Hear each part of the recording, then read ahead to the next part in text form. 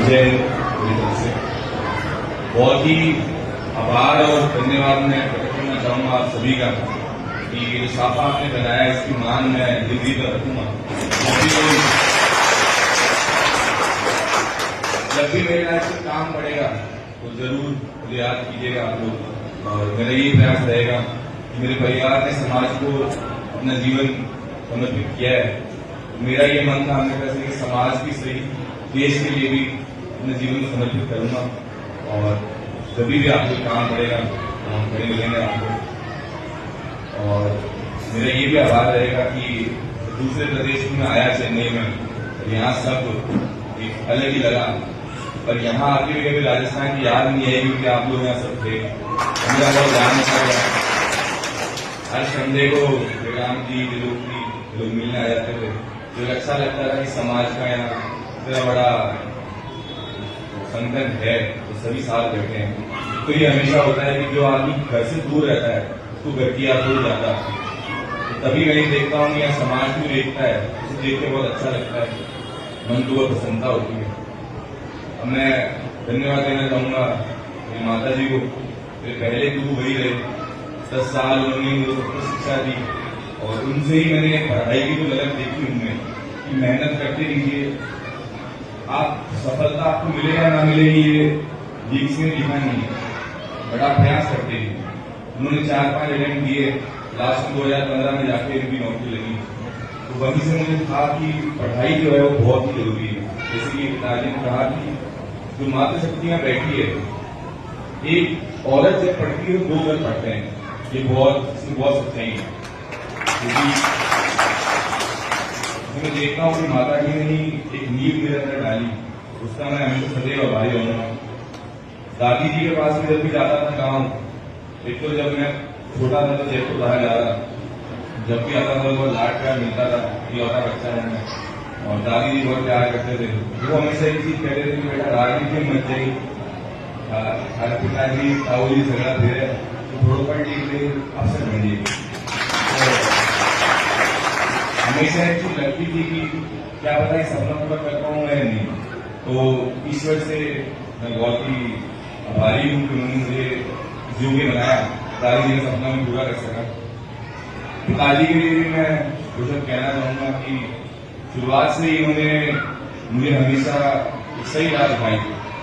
इस प्रकार को हमेशा थोड़ा कठोर होना पड़ता है अपने बच्चों को, और वो बहुत जरूरी है, ताकि लाड प्यार के साथ आपको अनुशासन को सीखना बहुत जरूरी है। उन्होंने वो अनुशासन की नींव मेरे अंदर डाली। तो हमेशा वो एक ही चीज कहते थे, मैं 10वीं से बहुत जिद करता था कि बाबा गाड़ी चाहिए, कि बाइक चाहिए, तो कहते थे बेटा इस योग्य बनो कि एक दिन गाड़ी तुम्हें सरकार देगी। तो उनका बहुत धन्यवाद, इस योग्य उन्होंने मुझे बनाया।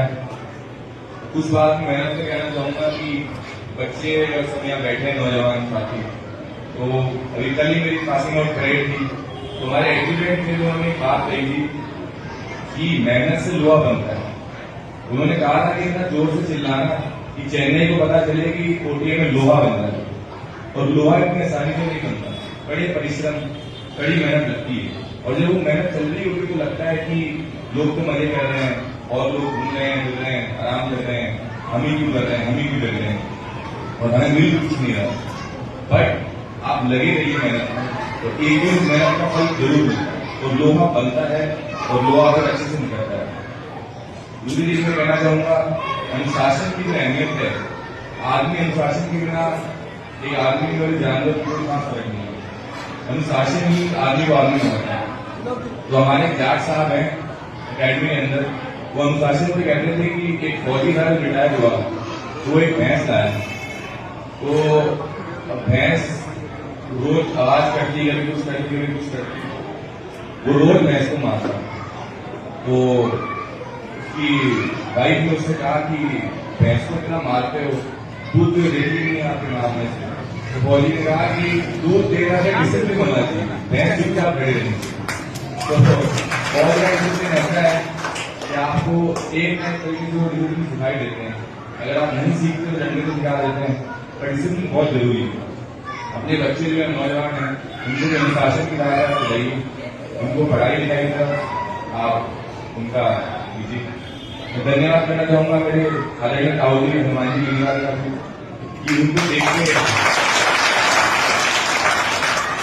देख के ना सिर्फ मैं बल्कि पूरा प्रदेश ही गौरवान्वित फील करता है और उनसे इंस्पिरेशन मिलती है सभी को कि लीडर ऐसा होना चाहिए। और वो एक इंटरव्यू में कहा था कि मैं तो नेतागिरी में शूट नहीं होता, मैं तो फौज में होता तो ठीक रहता। तो मैंने सोचा मैं करा जाता हूँ मुझे फौज में कोई तो मैं सपना पूरा करेगा। तो ये सब है, आप लोगों ने बहुत ध्यान रखा, बहुत आप लोगों का आभार। मेरे को मैं जिस जो भी पत्र में पहुंचा हूँ, उम्र मेरी बहुत कम है, बहुत कुछ सीखने को है। जब कभी किसी को कोई जरूरत लगती है एक फोन कीजिएगा, जहां भी होंगे आपके लिए हमेशा खड़े रहेंगे। बहुत बहुत धन्यवाद।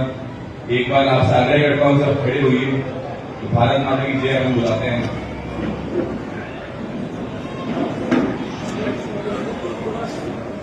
भारत माता की, भारत माता की, भारत माता की। बहुत बहुत धन्यवाद। जय जवान जय